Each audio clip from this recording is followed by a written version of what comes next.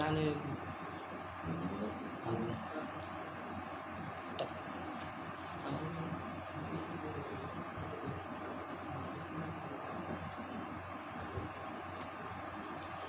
Okay wait பண்ணுவோம்.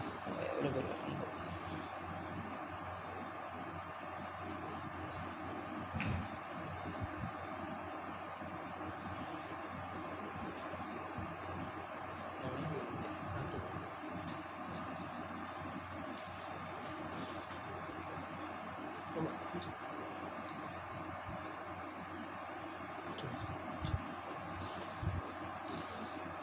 Okey, salam sejahtera, salam hormat dan salam bahagia kepada semua sahabat-sahabat, saudara-saudara, kawan-kawan yang berada di luar sana, terutama sekali sahabat-sahabat saya di Facebook.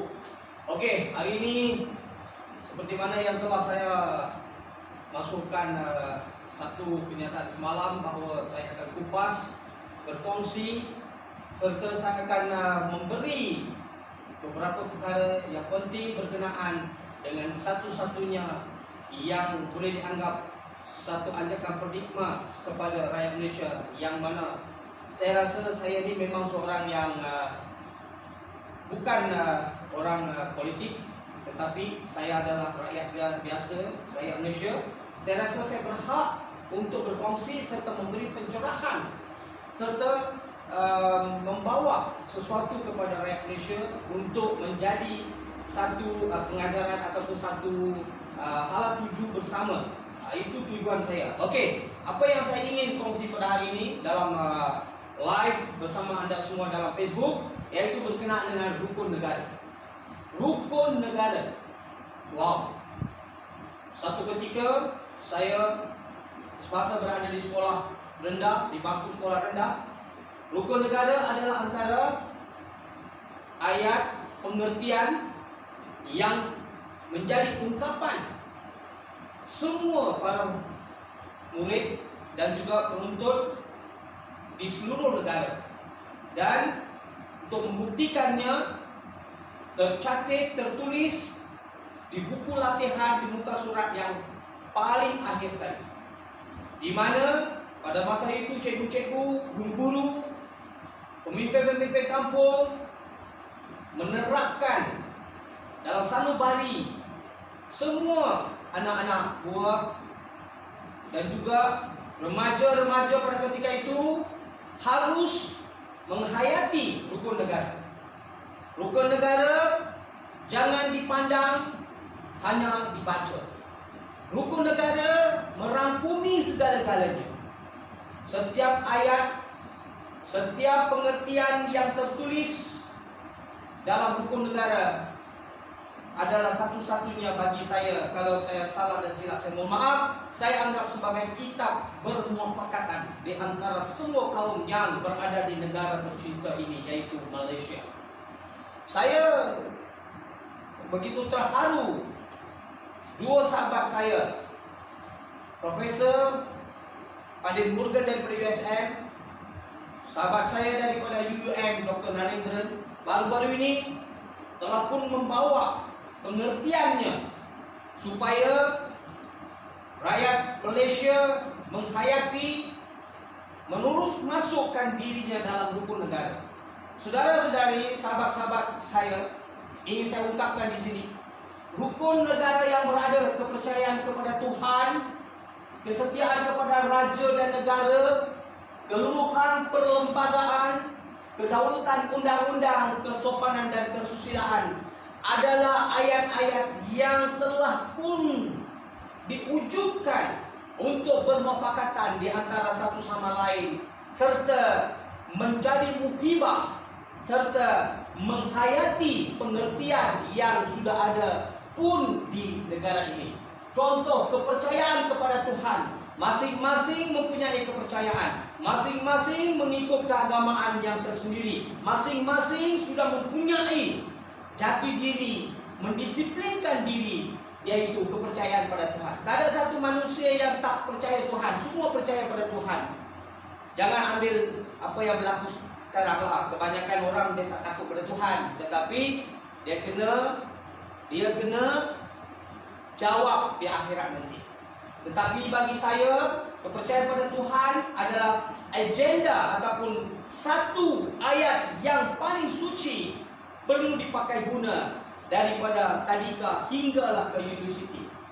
Dan seterusnya kesetiaan kepada raja dan negara, iaitu kita memiliki Dulu Yang Maha Mulia Agung kita yang di-Pertuan Agong, dan di bawah panji-panji, di bawah kedaulatan, di bawah raja-raja Melayu, kita di bawah dengan satu pemerintahan yang sentiasa dikawal rapi dan dipupuk, diberikan segala perjalanan pala tuju kita ke depan. Kalau kamu tak dapat berjaya, bukannya pemerintahan menjadi masalah di negara tercinta ini. Saya rasa kita di bawah payungnya dengan pemerintahannya yang begitu baik sekali. Dan saya seterusnya, kita mempunyai bendera kita sendiri. Kerana rukun negara satu-satunya telah membentuk rakyat Malaysia, mendidik diri sendiri, melahirkan jiwa kepada pertiwi kita. Begitu juga segala yang kita lalui pada hari ini ataupun di hari kemudian, segala rukun negara yang sudah pun disemaikannya sudah mempunyai kelebihannya, seperti keluruhan perlembagaan. Tidak boleh lari daripada perlembagaan. Sebagai rakyat Malaysia, warga negara Malaysia, harus sedar bahawa keluruhan perlembagaan itu tepat, adil, saksama. Tetapi jika kita tidak dapat menghayatinya, kita tidak melakukan sebarang kesalahan, kita tak akan dihukum, sebab perlembagaan sudah termaktub secara sukarela yang telah pun diwujudkan untuk membina negara yang tercinta serta memberi bermuafakatan untuk meneruskan perjalanan hidup kita di bawah rukun negara. Kedaulatan undang-undang. Kita ada pegawai-pegawai beruniform, jabatan-jabatan beruniform yang sentiasa menjalankan kerja tugas mereka. Seperti mana sekarang berlaku COVID, frontliner, pandemik melakukan mereka tugas-tugas mereka beruniform, polis, tentera, bomba, custom, immigration, kedaulatan undang-undang. Mereka menuju menguruskan negara mengikut kedaulatan undang-undang. Di sini juga apa yang berlaku? Kesopanan dan kesusilaan. Kesopanan ini harus dipupuk daripada keluarga, daripada anak-anak di rumah oleh ibu bapa. Dan kesusilaan ini satu-satunya boleh dikatakan merangkumi segala-galanya. Oleh itu, saya memohon kepada pihak kerajaan, pihak-pihak tertentu supaya wujudkan balik penulisan ataupun rukun negara ini di buku latihan muka surat yang kedua. Sebab setiap ayat, contoh kepercayaan, jikalau kamu tidak mempunyai kepercayaan, diri kamu tidak kemana. Ayatnya ringkas tetapi mempunyai satu nilai-nilai kemurnian kesucian yang berbeza, yang boleh memberi satu pemikiran, satu kuasa dalaman yang boleh memahirkan diri Anda sebagai seorang pemimpin kepada Tuhan. Kuasa yang betul besar menentukan segala-galanya. Walaupun berlaku COVID, kuasa Tuhan itu mutlak. Kita masih dapat mengurus dengan elok. Terutama sekali Datuk Hisham, yang sekarang seorang pengarah kesihatan negara kita sentiasa menggunakan SOP. Memang kita sulit pada dia. Kesetiaan pada keluarga, kepada negara, kepada bahasa, kepada kepercayaan keagamaan masing-masing, harus ada kesetiaan. Dan raja kita, negara ini bagi saya anggap sebagai tempat yang paling suci dan juga sebagai syurga. Tidak perlulah saya war-warkan negara-negara lain, sebab saya menetap di sini, saya dilahirkan di sini. Ayah saya dengan ibu saya dilahirkan sebelum merdeka semasa tanah Melayu.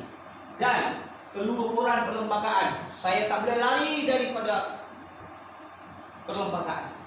Saya tak boleh lari daripada kedaulatan. Sebab itu, begitu juga segala-galanya yang ada di sini harus kita menjiwai, harus kita membawa kepada mereka di luar sana. Praktiskan apa yang ada di sini. Wujudkan satu bermuafakatan. Silaturahim harus dibertabatkan. Sebab rukun negara lama kelamaan sudah lupa dan dilupakan oleh ramai orang di luar sana. Apa yang ada di sini bagi saya adalah ayat-ayat yang dikutip ataupun diangkat ataupun diambil daripada kitab Injil dan juga Quran dan juga kitab apa saja, segala yang dipakai guna, yang diberi latihan, diberi ajaran mengikut agama-agama tertentu, saya rasa semua sudah terkandung dalam rukun negara. Kalau di luar sana kita dididik, diajar, ditunjuk cara-caranya, saya rasa segala-galanya sudah ada dalam rukun negara. Sekali lagi saya lahirkan permohonan saya, permintaan saya kepada kerajaan. Di highway plus highway pastikan ada signboard besar-besar tentang rukun negara. Pastikan di semua RNR sebelum jalan masuk ke RNR boleh baca rukun negara. Semua restoran-restoran, semua gerai-gerai harus ada satu papan rukun negara ini. Begitu juga dengan kedai minyak. Kita letak macam-macam, tapi lebih baik kita letak rukun negara ini. Harus dihayati, harus diberikan perhatian. Naluri dan batin harus diterapkan dengan rukun negara. Kalau rukun negara dilupakan, rukun negara sudah tidak lagi dihayati, rukun negara sudah tidak lagi dipakai guna, saya rasa kita sudah ketinggalan. Rukun negara adalah satu didikan yang cukup terbaik. Rukun negara adalah satu-satunya yang boleh membawa rakyat di seluruh negara ini menjadi satu keluarga, bermuafakat, berjiwa, teruskan perjuangan, bangunkan negara. Segala-galanya terkandung di sini. Saya menyusun 10 jari berterima kasih kepada pihak kerajaan yang pada satu ketika itu, yaitu pada ketika itu telah pun mewujudkan ungkapan-ungkapan ini supaya rakyat negara ini menjiwai rukun negara. Saudara-saudara, saya tak tahu saya ini hak ataupun saya ini layak untuk berbicara tentang rukun negara. Tetapi saya sebagai rakyat warga negara Malaysia, saya mempunyai hak untuk berkongsi, memberi pemahaman berkenaan dengan rukun negara. Oleh itu, saya berharap tolonglah didik anak-anak kita, remaja-remaja kita. Jadikanlah rukun negara sebagai satu panduan, satu hala tuju, satu didikan, satu penghormatan, satu keikhlasan, satu kesucian, satu bahasa, satu budi dan juga kerjasama yang harus dipupuk untuk anak-anak muda kita pada zaman sekarang.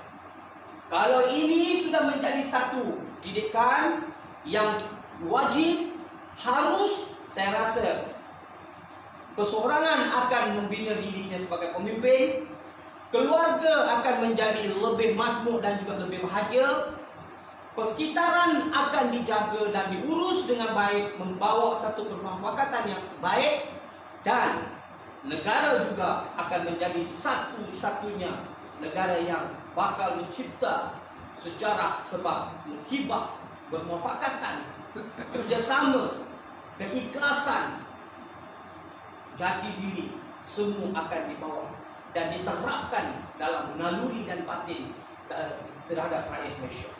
Saudara-saudari, saya Mas-Tuji menganggap perkongsian saya ini untuk kita menyambut merdeka tidak lama lagi.